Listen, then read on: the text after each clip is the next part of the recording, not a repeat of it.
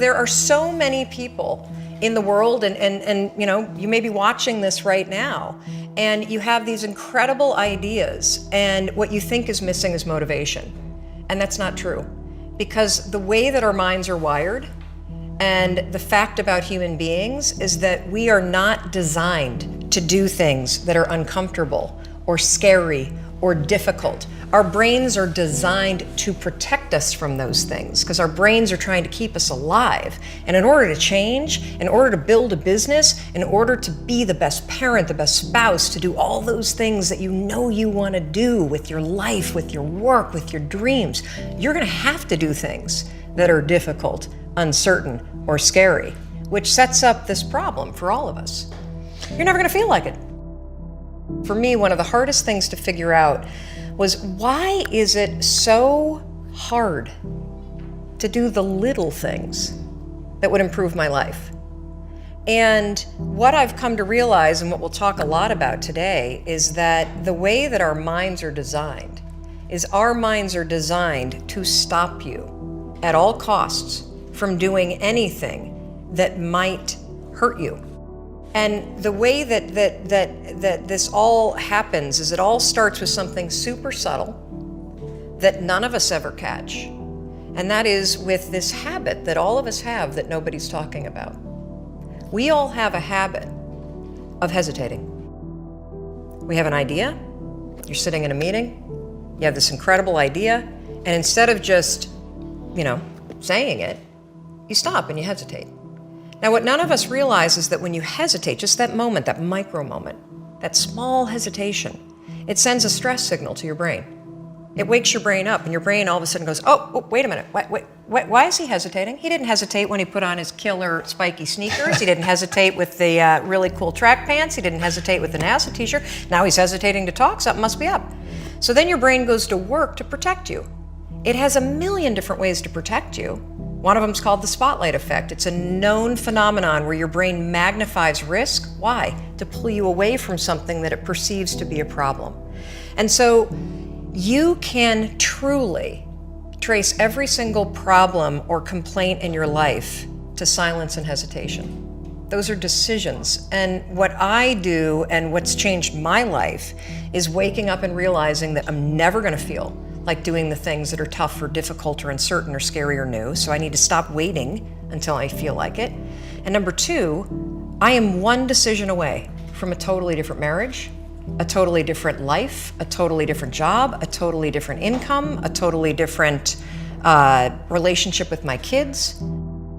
Your life comes down to your decisions. And if you change your decisions, you will change everything.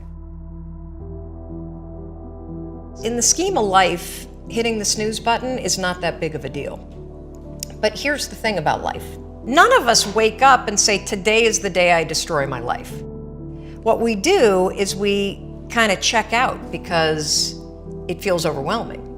Or we check out because we're afraid. Or we check out because we start listening to self-doubt. And then we make these teeny tiny decisions all day long. And we don't even realize it. Decision to not get up on time, a decision to not eat the right thing, a decision to snap at your kids, a decision to not speak in a meeting, a decision to not look for a job, a decision to not deal with your finances, a decision to not call your parents, like whatever it is. All day long, these tiny decisions that take you so far off track. And then you wake up like I did and you look at your life and you think, how the hell did I get here? And more importantly, how do I get back over there? And you have no idea. You get trapped in what I call the knowledge action gap. You know what to do, but you can't seem to make yourself do it, right? I mean, every one of us is one Google search away from a list of instructions that if you follow any of them, it will change your life. But how do you get out of your head and stop thinking about what you need to do and actually do it? Instead of isolating yourself, pick up the phone and call a friend. Get yourself out into the woods and go for a walk. Start running again. Like all these little things that I was capable of, but I couldn't get out of here. Could not get out of here. And if you're stuck, that's the problem. The problem is you're in your head, you're thinking. When you set goals, when you have an intention on something that you want to change about your life, your brain helps you. What it does is it opens up a checklist, and then your brain goes to work trying to remind you of that intention that you set. And it's really important to develop the skill, and I say that word purposefully, the skill of knowing how to hear that inner wisdom and that intention kicking in and leaning into it quickly. And I think most people that are miserable or that are really like dying to be great and dying to have more, we want to change. We want to live a better life. We want to create more for our families. We want to be happier. The desire is there. Again, it's about how do you go from knowledge to action. So the first thing in this story that's important is realizing that the answer was in me. Every human being has a 5-second window, might even be shorter for you. You have about a 5-second window in which you can move from idea to action before your brain kicks into full gear and sabotages any change in behavior. Because remember, your brain is wired to stop you from doing things that are uncomfortable or uncertain or scary. It's your job to learn how to move from those ideas that could change everything into acting on them. Because when you understand the power of a 5-second decision, and you understand that you always have a choice to go from autopilot to decision maker, everything in your life will change. You will be a different negotiator, you will be different in sales, you will be unstoppable in the gym, because you will realize the amount of garbage that you put in the way of your hopes, of your dreams, of your potential, of your confidence, of your courage. Everything comes down to the decisions that you make. We all know what to do. None of us know how to make ourselves do it.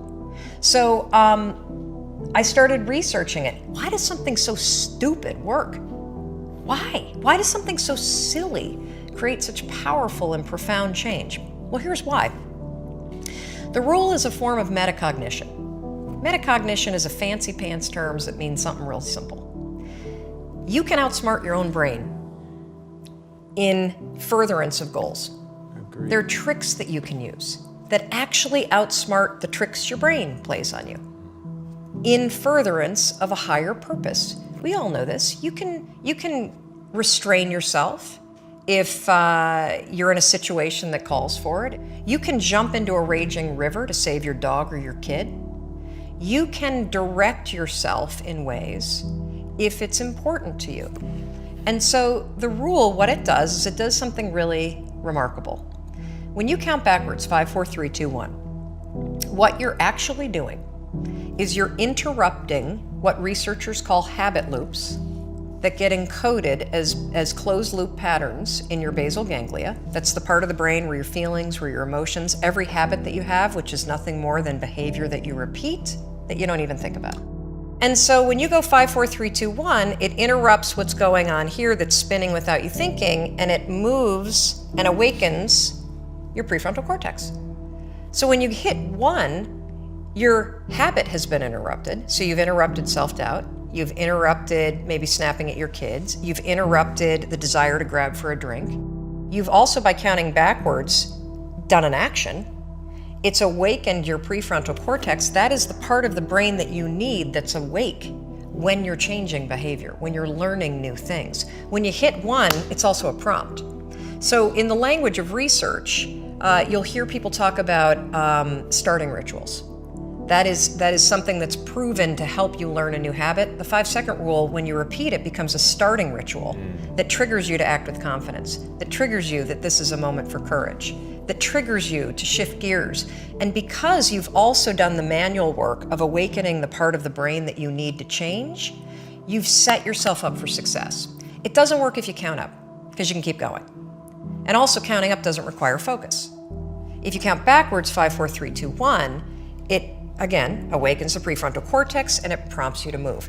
When you start to use it and then you read about it, you'll see that it's being used all over the place. They use it in the armed services in order to align troops and get them to start an exercise. They use it at elementary schools, 5, 4, 3, 2, 1, at big assemblies to get a huge room full of kids to stop talking. Really simple and interesting example, yeah. Because it requires you to focus.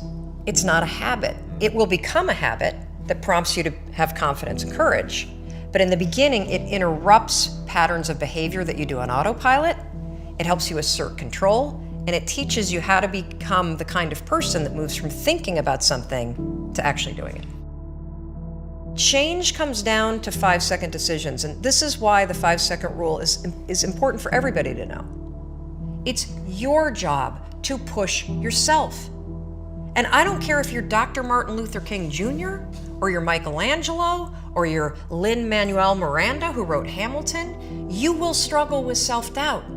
And everybody that you admire, everybody, and the list is the same for everybody. Oh, Oprah Winfrey, and I want to be like, Tom, and I want to be like, Branson, and I want to be like Jay-Z, and I want everybody's list is Bill Gates. And do you know what those people do? They do not have the habit of hesitating.